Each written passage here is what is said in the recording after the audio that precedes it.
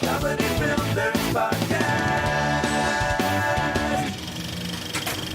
So, Shape of Water. Now, I'll tell you, this movie is...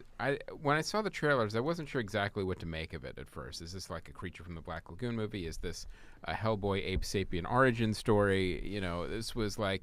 It just looked so weird. And after watching the movie, I have to say I really enjoyed it, and I think it's the kind of movie that only Guillermo del Toro could have made it. Only he could have gotten it greenlit. Like, if this was like a script or something that somebody was pitching, they would have been laughed out of the room. It's like, wait, so it's, you know, during the Cold War, and there's a monster, an amphibious monster in a tank in a government lab, and then a cleaning lady falls in love with it, like that. Like just one of the quotes of the trivia summed it all up for me. Director Guillermo del Toro first met Sally Hawkins at the 2014 Golden Globes and pitched the film to her while being intoxicated. He said, "I was drunk, and it's not a movie that makes you sound less drunk." She must have come home and just been like, boy, Del Toro, when he gets drunk, he comes up with some crazy movie ideas. I'm sure that'll never get made. I'm sure that went through her head.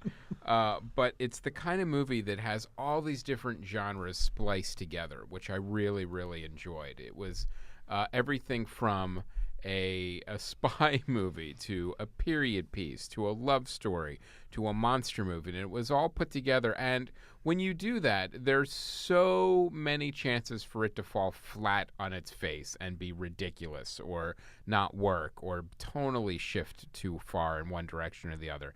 And it didn't. It was the main thing that saved this movie, that I think drove this movie, was that Guillermo del Toro shot it like a drama. No matter how many fantastical elements or other elements that were going on inside the film, he never steered away from it being shot as a drama. So Sally Hawkins does an amazing performance, especially as a mute. She has to show her emotions with expression and hand gestures and sign language. So she has an additional challenge as an actress. But she did a fantastic job. Michael Shannon is very Michael Shannon-y in this movie. Oh, he's always just great as just an evil. He's just an pure evil guy. Yeah, he really is. And the thing that that was really interesting in the film too is he gave everyone another layer, even Michael Shannon.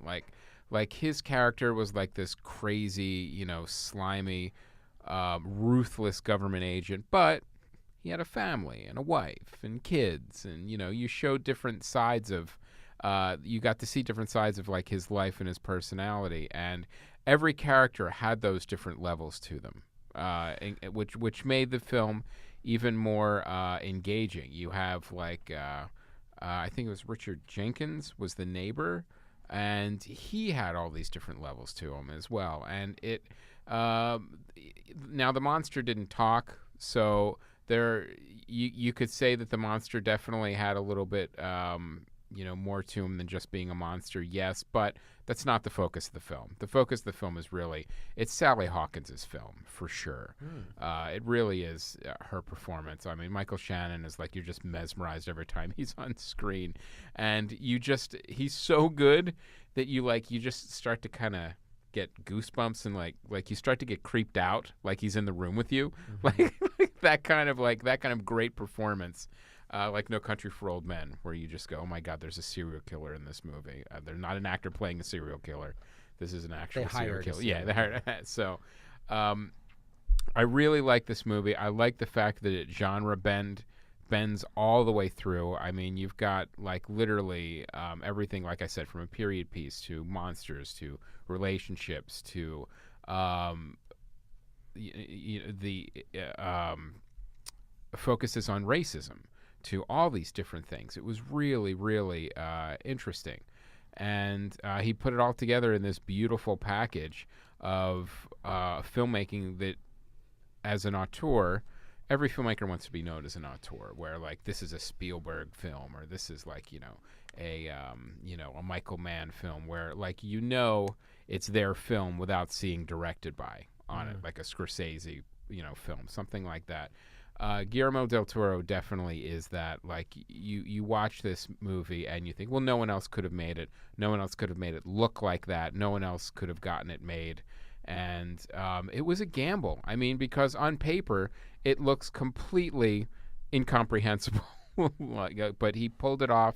He pulled it together, and he made a really interesting, compelling film. And I think it'll get nominated for the Oscar. And I think he'll get a director's nod too.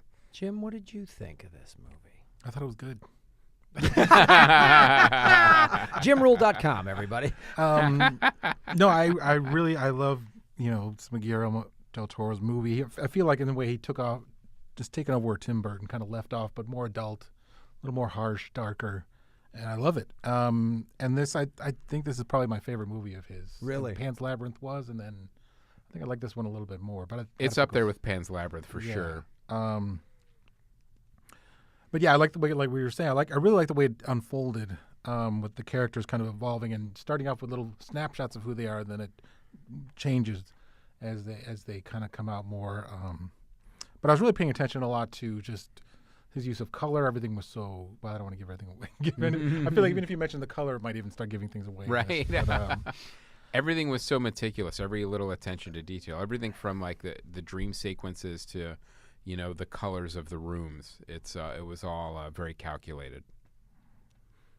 Yeah, I think one of the things that grounded it too is that when you have this bizarre things happening, but people react, in a grounded sense in that frame. That really helps out a lot, and I think that he did that here really well.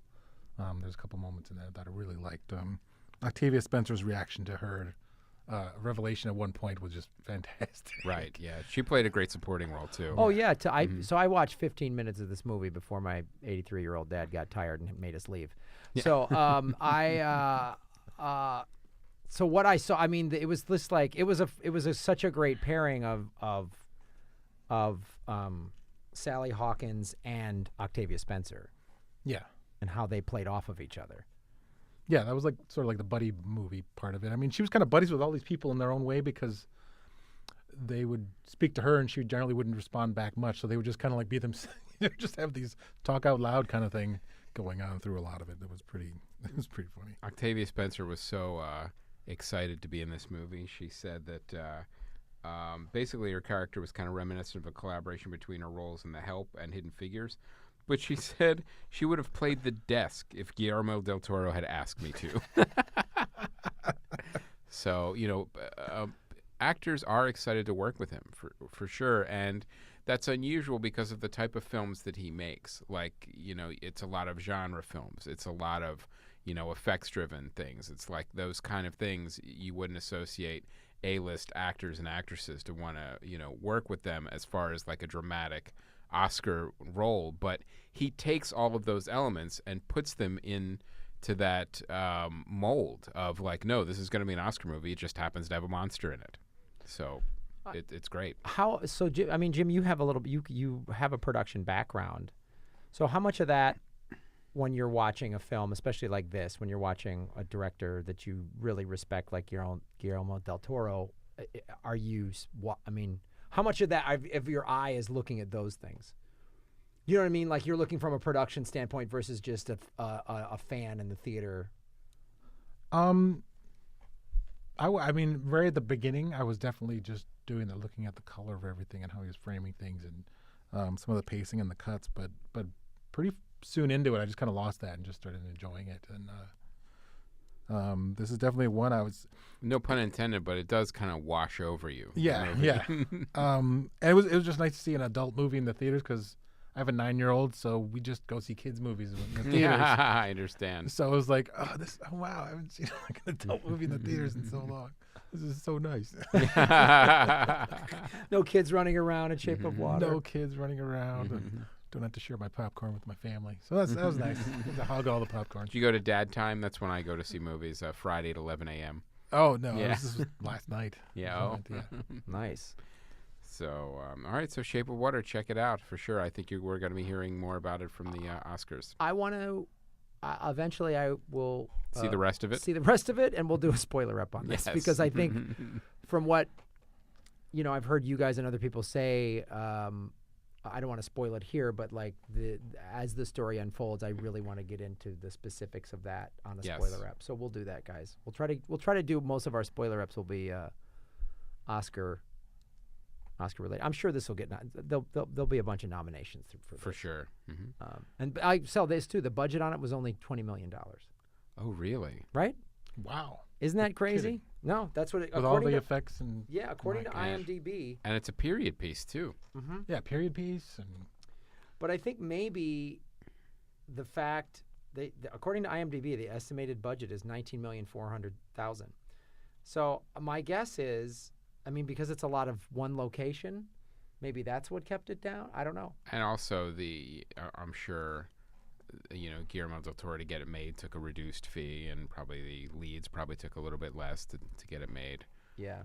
That's probably where some of the savings was. Yeah. And it wasn't a ton of locations, but still, it seems a little cheap considering how the movie looked. Wouldn't it? Yeah. I would have thought more in the 50 to 100 range. Right. Well, it also speaks to how bloated the other budgets are. But also too, Sally Hawkins and Octavia Spencer are probably not getting. I don't think maybe Octavia, but Sally Hawkins isn't A-list. You know what I mean? Like she's not going to command a $20 million fee or whatever, Right. like Meryl Streep would or somebody like that. Right. So. I shot first. Kitten heads across the land. Waiting for the show.